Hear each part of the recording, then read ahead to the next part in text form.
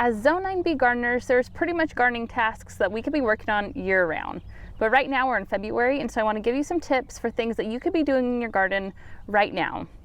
So the very first thing is that in many areas of Zone 9, it's still fairly cool. And so if you want to still get some cool weather crops planted, you can do so now before the weather gets too warm, especially quick maturing cool weather crops, such as baby mixed lettuces and radishes and carrots and beets.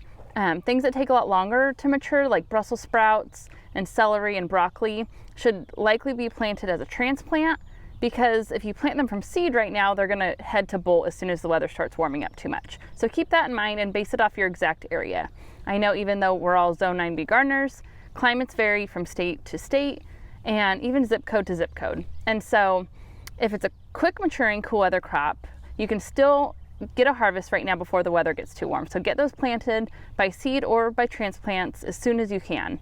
And then start getting all of your warm weather crops started by seeds in their own individual containers, or make sure you get your seeds ordered to plant all those things by seed, likely in around March or April once the weather's warm enough. My favorite things to start by seed in their own individual pots are peppers and tomatoes. There's so many different varieties that you could get from seed stores online that you can't always find at your local nursery or garden center.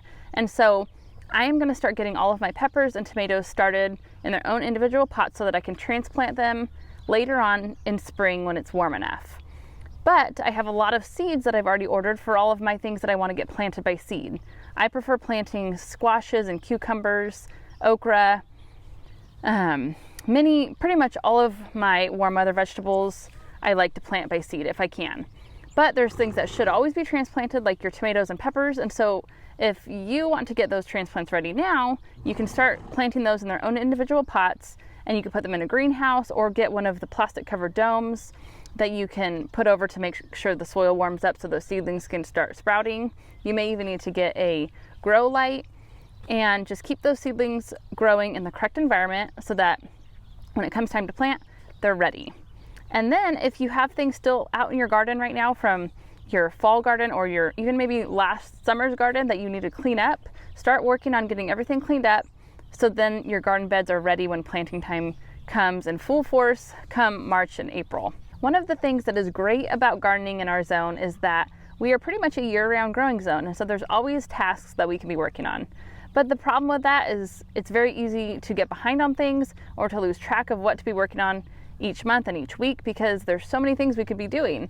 And so I have put together a complete Zone 9B gardening guide, which will work just the same for Zone 9A as well. And it gives you all of your exact planting dates, all of your indoor seed starting dates.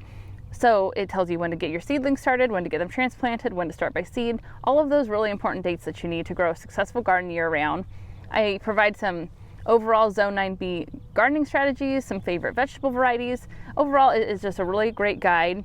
And that's what I personally use all throughout the year to make sure I stay on track of all the gardening tasks and planting dates that I need to be aware of throughout the year. If you're interested in the guide too, I would love for you to check it out, and the link will be in the description below. I believe it would be super beneficial for you if you're a Zone 9A or 9B gardener. And I mentioned that one of the things you should be doing right now is starting your tomatoes and peppers. And I have an in-depth video right here all about starting your tomatoes from seed that I think will be really beneficial for you to check out. So head to that video next, and I will see you there.